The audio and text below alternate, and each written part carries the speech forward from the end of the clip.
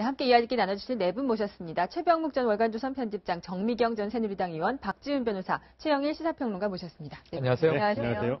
네, 오늘 오전 10시부터 이 헌법재판소에서는 박근혜 대통령의 탄핵 심판 사건 2차 변론 기일이 열리고 있습니다. 지금 전해진 소식으로는요, 이 법사위 탄핵 소추위원인 권성동 의원이 박근혜 대통령은 대통령직 수행이 불가능하다 이렇게 얘기를 했고요. 대통령 측에서는 이 미르재단과 K재단에 최순실 씨가 관여한지 몰랐다 이렇게 주장을 했다고요, 박지훈 변호사님. 이 주장 어떻게 보십니까? 1월 3일 날 출석을 하지 않기 때문에 헌법재판소법 따르면 출석을 하지 않으면 다시 한 번 더 열어가지고 네. 그때는 그냥 심리를 진행하도록 되어 있습니다. 네. 그래서 1월 5일 오늘 그냥 진행하는 걸로 보고요. 아마 오늘은 아주 중요한 인정하냐냐 이런 부분 얘기한 걸로 보여요. 권성동 법사위원장이 소추위원이기 때문에 네. 아마 범죄 사실이라든지 탄핵 사유 얘기를 좀 한 걸로 보이고요. 그 큰 틀에 대해서는 인정하고 부정한 부분을 얘기했는데 특히 미르재단, K재단 부분은 다 부인하는 걸로 핵심적인 보입니다. 부분인데요. 그렇습니다. 네. 예. 파면을 해야 된다는 거죠. 그러니까 저기 보면 파면이라고 나왔는데 탄핵으로 인해서 대통령직을 완전히 못하게 만들어야 된다는 게 파면이라고 얘기를 쓴 거죠. 공무원이기 때문에. 예, 맞습니다. 네. 그러면 어떤 차이가 있는 거죠? 어쨌든 이렇게 일반 공무원들하고 대통령하고 또 이렇게 파면을 시키겠다는 거하고 탄핵이라는 게 조금 다를 수가 있는 건지. 물론 일반 네. 공무원하고는 다른데 우리는 지금 이제 이 탄핵 심판을 하고 있는 거잖아요. 네. 근데 지금 탄핵의 대상자가 그러니까 헌법재판소 관련된 그 탄핵의 대상자는 헌법에 나와 있어요. 네. 헌법 규정사항이에요. 근데 이제 보통의 일반 그 공무원들의 경우에는 다 법률적인 사항으로 되어 네. 있잖아요. 예. 그러니까 그만큼 사실 탄핵이라는 거를 함부로 우리가 하고 막 그러는 게 네. 아니잖아요. 제가 볼 때는 이제 이게 형사소송법 규정을 다 준용하고 있습니다. 네. 예, 핵심은 뭐냐면은 이제부터 만약에 증인 신문을 할 때 나오지 않으면 네. 형사소송법 규정을 적용해서 아마 헌법재판소가 강제로 네. 이제 나와서 이제 증인도 신문 직접 하겠다라는 네. 그런 의지를 보이고 있는데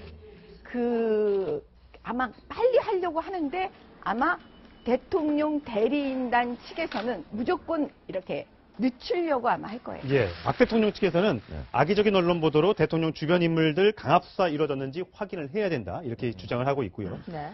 또 명확한 증거가 없는데도 이 임기 말 대통령을 과도하게 공격하고 있다. 이렇게 이제 변론을 하고 있습니다. 그거는 지금까지 박근혜 대통령 측에서 이제 계속해서 주장해 온 바 아니겠습니까? 네. 그때마다 사실은 저희는 뭐라고 얘기했냐면 왜 명확한 증거가 없느냐고 얘기를 해왔어요. 예. 정호성 전 비서관의 휴대전화 녹취록도 있고 거기에 박근혜 대통령 육성도 아까 어디 보니까 정호성 전 비서관하고 대화한 게 네 번 종편에서 입수를 했거든요.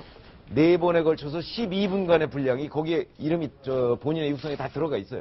그다음에 안종범 전 수석은 자기는 그 대통령의 말을 토시 하나 안 빼고 다 썼다고 하는 다이어리가 또 이만큼 있어요. 네. 거기다가 하여튼 여러 가지 주변 사람들의 증언도 또 있어요. 그렇다면 박근혜 대통령이 부인할 수 없는 여러 가지 증거들이 저희가 보기엔 명백한데 네. 그 부분에 관해서 박 대통령이 지금 그냥 일괄적으로 부인하고 있는 상황이잖아요. 네. 그래서 만약에 아마 박근혜 대통령이 출석을 한다든가 했을 경우에는 그런 하나하나의 구체적인 문제에 관해서 헌재 재판관이나 누가 질문을 할 거예요. 네. 이거 인정 안 하냐 예. 그런데 본인의 육성이 들어가 있는데 어떻게 인정을 안 할 수가 있겠습니까? 그러니까 그런 부분에서는 지금은 뭉뚱그려서 부인을 하지만 네. 아마 정말 출석하면 오히려 박근혜 대통령이 약간 좀 망신스러운 그런 장면이 불리해질 나올 수 수도 있다. 있다. 네. 이렇게 예. 봅니다. 지금 이미 패착스러운 얘기를 대통령의 대리인단이 했잖아요.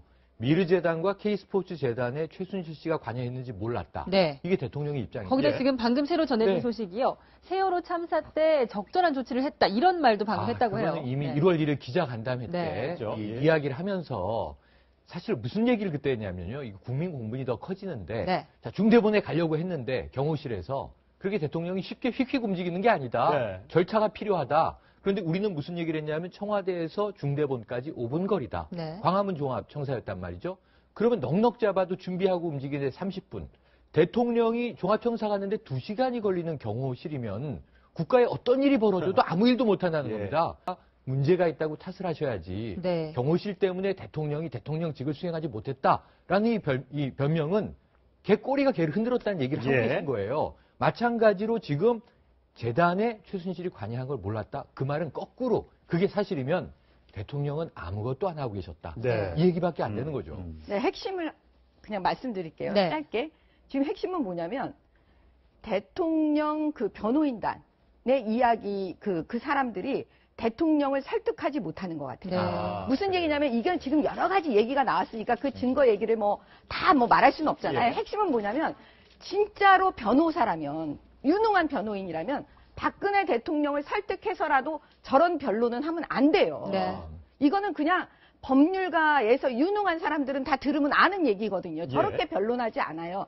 그러면 왜 그럴까? 저 사람들도 훈련된 사람들인데 네. 제가 볼 때는 그 박근혜 대통령의 그 측근 누군가가 그걸 맡고 있거나 네. 아니면 그 변호인단 중에서 진정으로 박근혜 대통령을 사랑해서 네. 이거를 설득하지를 못하고 있는 게 아닌가라고 추측이 됩니다. 예. 저는 이게 핵심이라고 보여져요. 예.